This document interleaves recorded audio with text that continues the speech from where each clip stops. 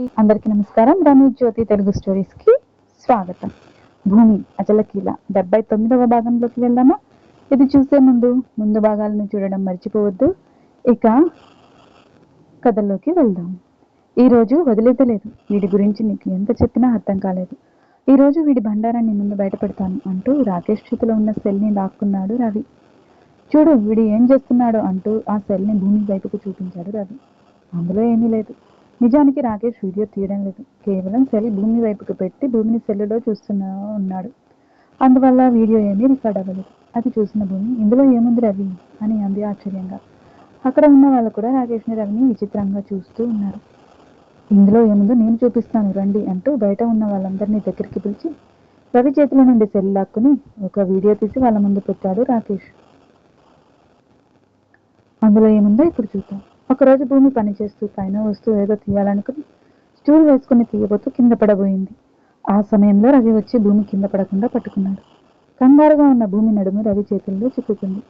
ఆ స్పర్శ భూమికి తెలియని పులకింతనిస్తుంటే అలాగే రవి కళ్ళల్లోకి చూస్తూ నిలబడింది. రవి కూడా భూమిని కిందికి దించి నడుముపై చేయి వేసి వదలకుండా అలాగే భూమి కళ్ళల్లోకి చూస్తూ ఉన్నాడు. అలా ఇద్దరూ కాసేపు మైకంలో ఉండిపోయారు. పరిసరాలను గమనించుకోలేదు.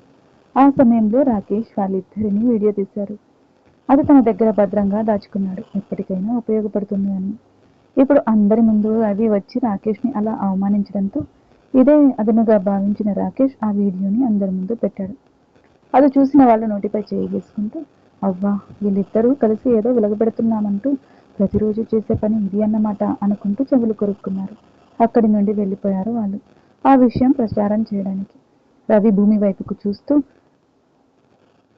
వాడు పాము అని నీకు ఎన్నిసార్లు చెప్పాను, నువ్వు విన్నావా అసలు అని అన్నాడు. వాడు పాము అని నాకు తెలుసు, ఎక్కడ ఉంటే ఏం చేస్తున్నాడో తెలియదు అని నేనే పక్కన పెట్టుకున్నాను.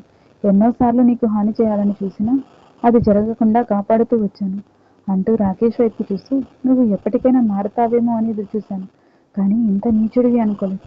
అసలు నీకు ఏం కావాలిరా అంటూ రాకేష్ చొక్కా పట్టుకుని లాగుతూ అడిగింది భూమి. నువ్వు కావాలి అని అన్నాడు రాకేష్. అంతే. పక్కన ఉన్న రవి వెంటనే రాకేష్ చెంప పగలగొడుతూ డొక్కలో పెట్టి తన్నాడు. రవిని ఆపుతూ పిచ్చి పట్టిందా, మా మధ్య ఏమీ లేకపోయినా దాన్ని అలా చిత్రించి ఎందుకు ఇలా చేశావు నువ్వు అని అంది భూమి. ఎందుకంటే నీపైన నాకు కన్ను ఉంది, ఈ రవిగాడి పైన కోపం ఉంది.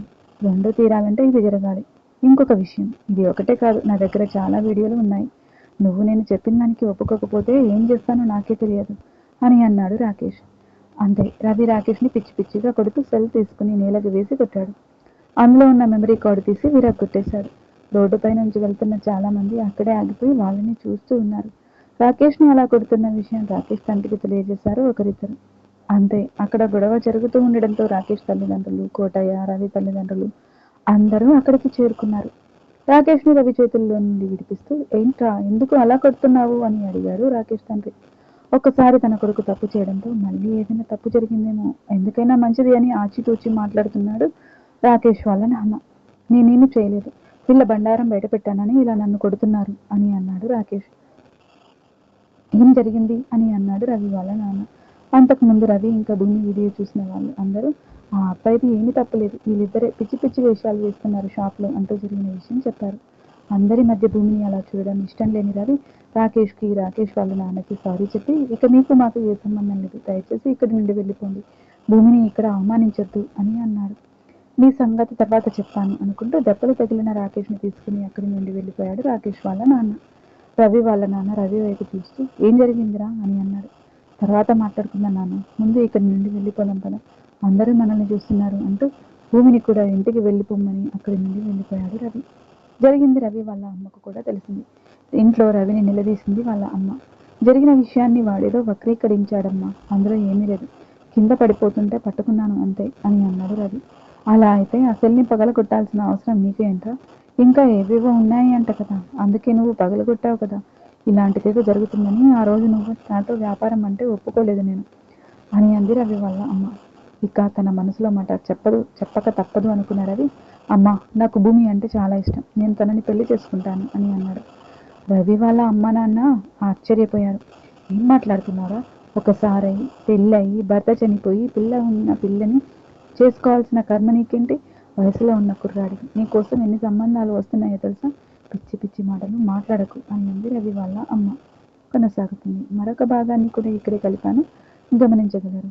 80వ భాగంలోకి వెళ్దామా? లేదమ్మా, నాకు భూమి అంటే ఇష్టం. ఎన్ని సంబంధాలు వచ్చినా నేను సంతోషంగా ఉండను. భూమితోనే నేను సంతోషంగా ఉంటాను. నేను భూమిని పెళ్లి చేసుకుంటాను అని అన్నాడు రవి. చచ్చినా అది మాత్రం జరగనివ్వను అని అంది రవి వాళ్ళ అమ్మ.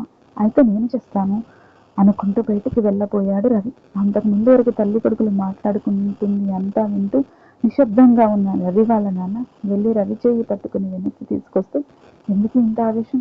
అన్న వెంటనే అన్ని జరిగిపోవాలా ఏంటి? నిదానంగా మాట్లాడుకున్నాం అంటూ తన భార్యను కూడా ఆవేశపడవద్దని చెప్పాడు.